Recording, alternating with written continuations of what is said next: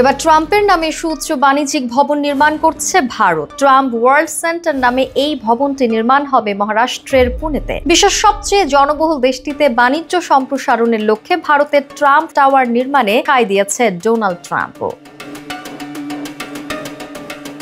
বার্তা সংস্থা এপির প্রতিবেদনে বলা হয়, ট্রাম্পের পরিবার ভারতে বাণিজ্য প্রসারের নতুন পরিকল্পনা নিয়েছে।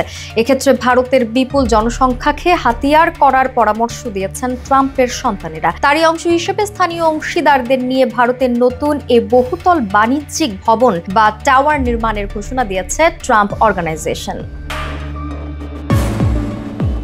এরই মধ্যে ভারতের ট্রাম্প ব্র্যান্ডযুক্ত 4টি আবাসিক কমপ্লেক্স রয়েছে। তাতে ট্রাম্প পরিবারের আবাসন ব্যবসায় যুক্তরাষ্ট্রের পর ভারতই সবচেয়ে বড় বাজার হিসেবে বিবেচিত। ভারত থেকে অকল্পনীয় মুনাফা তাই ট্রাম্পকে আরও বড় প্রকল্প হাতে নিতে অনুপ্রাণিত করেছে বলে মনে করছেন বিশ্লেষকরা। ট্রাম্প অর্গানাইজেশনের ভারতীয় অংশীদার হবে ত্রিবেগা ডেভেলপার্স। 19 মার্চ পুনে শহরের নতুন আবাসন প্রকল্প শুরুর ঘোষণা দেয় আবাসন ব্যবসার জনপ্রিয় এই কোম্পানি। তাদের সঙ্গে যৌথ বিনিয়োগকারী এবং অংশীদার হিসেবে থাকছে স্থানীয় আবাসন খাতের প্রভাবশালী প্রতিষ্ঠান কুন্দন স্পেসেস।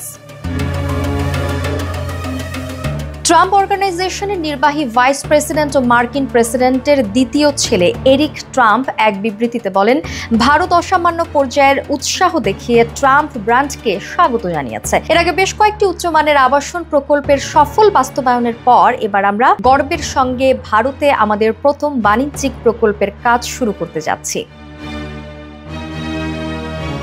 অবশ্য জানা গেছে, মার্কিন প্রেসিডেন্ট নিজে ওই প্রতিষ্ঠানের ব্যবস্থাপনার সঙ্গে জড়িত নন। 2018 সালে ট্রাম্পের বড় ছেলে ডোনাল্ড ট্রাম্প জুনিয়র ভারত সফর করলেও ট্রাম্প অর্গানাইজেশনের দেশের বাইরের ব্যবসায়িক কার্যক্রম নিয়ে বিতর্ক রয়েছে। 2024 সাল থেকে বাণিজ্যিক আবাসন খাতে, বিশেষত অফিসের জন্য জায়গা ভাড়া ও ইজারা দেওয়ার ক্ষেত্রে বড় আকারে প্রবৃদ্ধি দেখেছে ভারত। দেশটির শীর্ষ 7 শহরে এর আগের বছরের তুলনায় এই খাতের প্রবৃদ্ধি 23%। কাজেই ভারতও ট্রাম্পকে দেশের বাজারে বড় জায়গা দিতে মুখিয়ে আছে।